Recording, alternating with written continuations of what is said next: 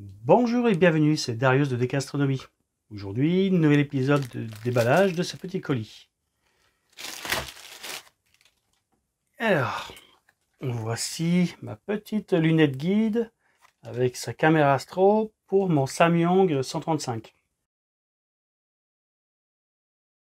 Et voici la petite lunette guide de ma lunette achromatique 120 mm de diamètre.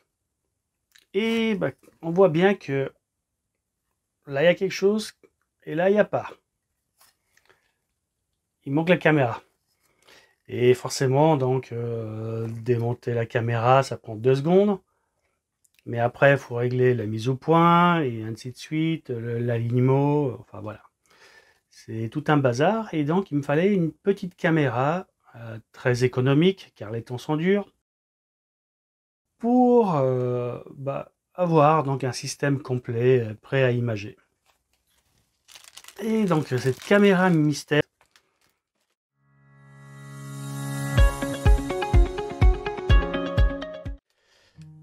donc voilà, au début j'étais full ZWO.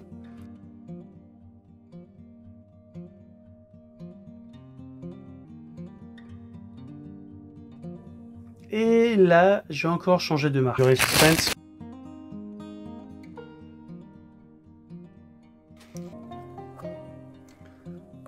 Donc, déjà à la boîte, on voit que c'est du low cost. Hein. Et juste une pauvre étiquette rouge. Et donc on va découvrir cette caméra mystérieuse.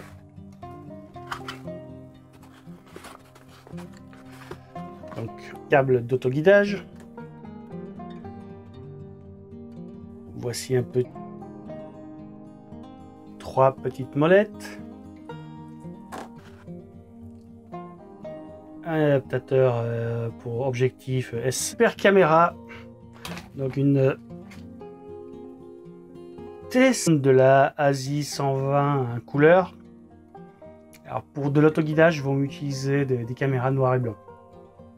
C'est plus sensible. Puisqu'il n'y a pas le filtre devant. Mais c'est pas grave. Ah non, donc l'objectif il est là. Donc les vis, elles ont même pas de petits bouts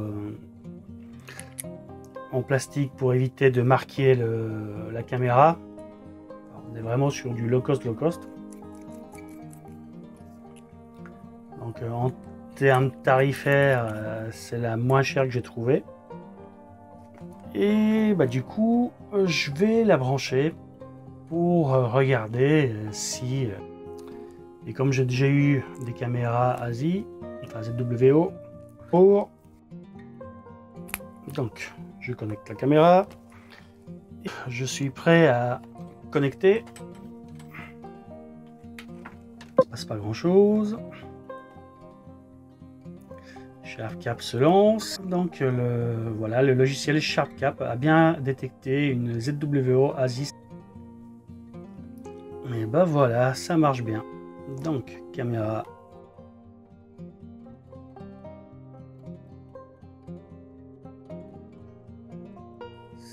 Mm. Voilà.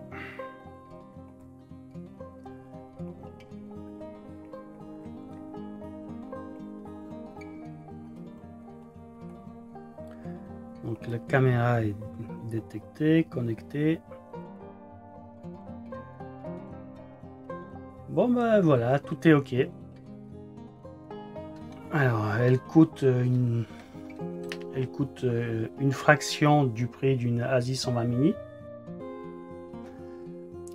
Pourquoi payer plein pot? Et regarde, donc quand le ciel sera favorable. Mais dans SharpCap, j'avais bien une image. Et dans épisode sur cette caméra, sur mes ressentis, une fois que je l'aurai testé, évalué. Et surtout, une fois que j'aurai fait les 2 épisodes sur d'abord les différents bruits numériques et l'épisode sur l'échantillonnage. Et après ça, Voilà, la playlist astrophoto. Alors, puisque l'objectif grand angle est là,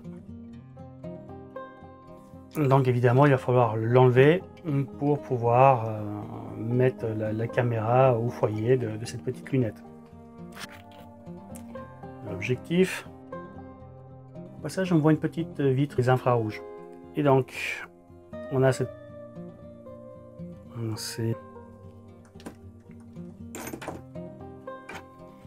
passage on voit donc du coup dans cette petite lunette guide. Alors voilà, ici j'avais déjà un filtre anti exactement les mêmes reflets. Et ça, c'en est un de UV Haircut. Donc évidemment, il n'y en a pas besoin de deux.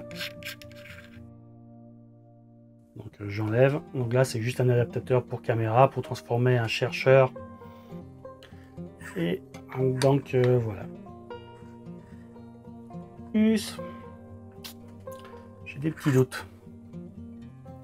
Voilà. Et il fallait enfoncer la caméra un peu plus. Là du coup je pourrais enlever la bordure noire que j'avais mis. Voilà, je pourrais enlever ce embout avec le filtre.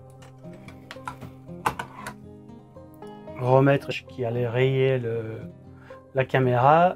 J'étais médisant.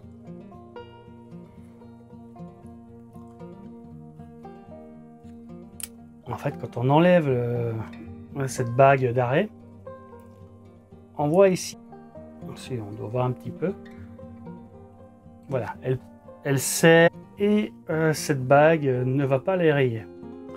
Donc finalement le driver de ZWO marche dessus et que tout le boulot est fait par le capteur qui est rigoureusement le même. Cette caméra, pour le prix qu'elle coûte, elle est vraiment prometteuse. Donc voilà. Et comme de toute façon ma QHY, l'ordinateur, quand elle était branchée sur le hub de ma ASI 183, n'hésitez pas à le liker. Si cette caméra vous intéresse, la petite cloche de notification, pensez à la faire, comme ça vous ne raterez aucun épisode.